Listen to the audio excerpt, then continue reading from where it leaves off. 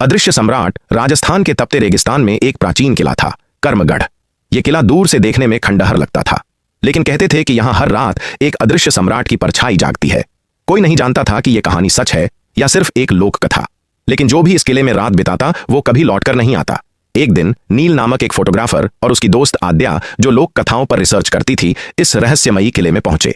नील को रेगिस्तान के किलों की तस्वीरें लेनी थीं और आद्या इस अदृश्य सम्राट की कहानी की सच्चाई जानना चाहती थी। सूरज ढलते ही वे किले में दाखिल हुए। किले की दीवारें रेत से अटी पड़ी थीं और हवा में एक अजीब सिहरन थी। जैसे ही नील ने अपना कैमरा उठाया, उसे महसूस हुआ कि कोई उसकी हर हरकत देख रहा है। आद्या ने भी महसूस किया, कोई अदृश्य शक्ति उनकी हर सांस पर नजर रख रही थी। तभी अचानक एक गूंजती हुई आवाज आई, क्यों आए हो मेरे किले में? यहां से लौट जाओ। आवाज इतनी भारी थी कि उनके पैरों में कंपन होने लगी, लेकिन नील ने हिम्मत नहीं हारी। उसने कैमरे से तस्वीरें खींचनी शुरू की, लेकिन कैमरे में सिर्फ धुंध और परछाइयां कैद हो रही थीं। आद्या ने अपनी डायरी खोली और किले की दीवारों पर लिखे अजीब अक्षरों को पढ़ने लगी। वो प्राचीन भाषा में लिखा था, ये किला मेरा है। मैं अदृश्य सम्राट वीर प्रताप हूं, जिसने एक युद्ध में विश्वासघात के बाद अपने प्राण त्यागे। मेरी आत्मा इस किले की रेत में बसी है। इतना पढ़ते ही किले की दीवारें धीरे धीरे हिलने लगीं। एक सर्द हवा का झोंका आया और सामने दीवार पर एक परछाई बनने लगी, एक योद्धा की परछाई, जिसके हाथ में तलवार थी और सिर ऊंचा था। वो अदृश्य सम्राट था, वीर प्रताप। उसने कहा, यह मेरा राज्य है, जो भी इसे भंग करता है उसे मेरे श्राप का सामना करना होगा। नील ने कांपती आवाज में कहा, हम तुम्हारे किले पर दावा करने नहीं आए, हम सिर्फ तुम्हारी कहानी को दुनिया तक पहुंचाना चाहते हैं। वीर प्रताप की आत्मा थोड़ी शांत हुई। उसकी आवाज गूंजती रही, कभी कभी सच्ची कहानियां भी धूल में दब जाती हैं।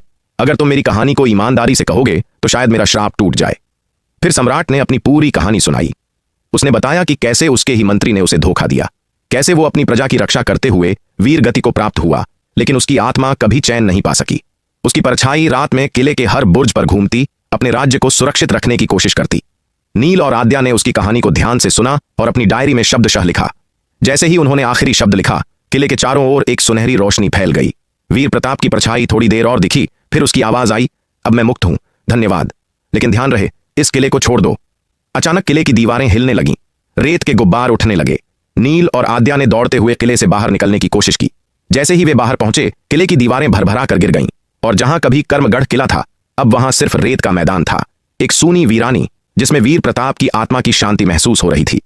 नील ने कैमरे से ली गई आखिरी तस्वीर देखी। उसमें सिर्फ एक धुंधली सी परछाई थी, मानो सम्राट ने आखिरी बार विदा ली हो।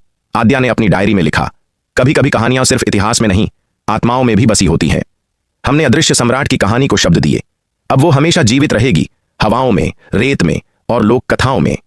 कहते हैं, जब कभी रेगिस्तान में तेज हवाएं चलती हैं तो वीर प्रताप की आवाज फिर से सुनाई देती है, धन्यवाद, अब मैं मुक्त हूं।